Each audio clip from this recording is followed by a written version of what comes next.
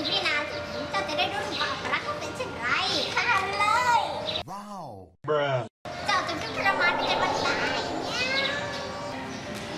ไม่นะเจ้าหญิง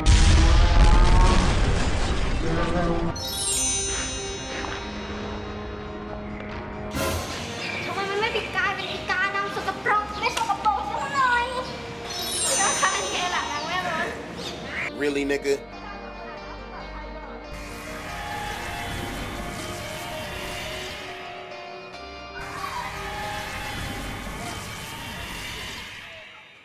Ah.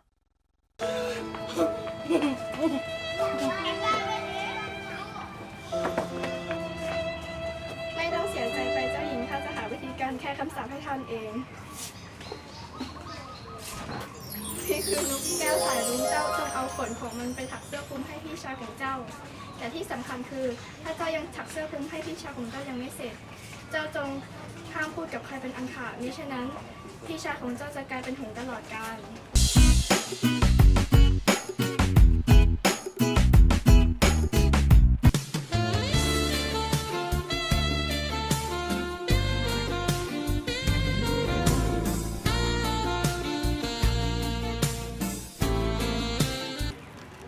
จงไปตามหาเจ้าหญิงรับแสบชิวชิว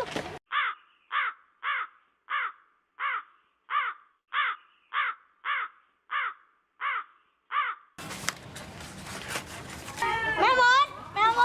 เจอแล้วเจ้าชายนั่นน่ะแม่มดมันจะท่านต้องฆ่ามันนะไม่งั้นมันจะทำให้บ้านเมืองของท่านเดือดร้อนใช่ เขาไม่เชื่อเจ้าบอกทำไมนะนี่เจ้าเนี่ยแหละแม่มด ไป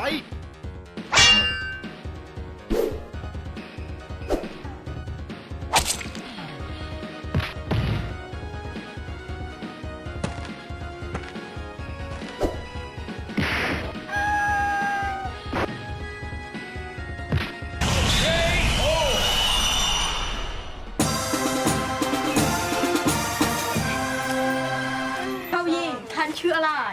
ท่านช่างงดงามเหลือเกินทำไมพูดกับฉันท่านเป็นใบหรอ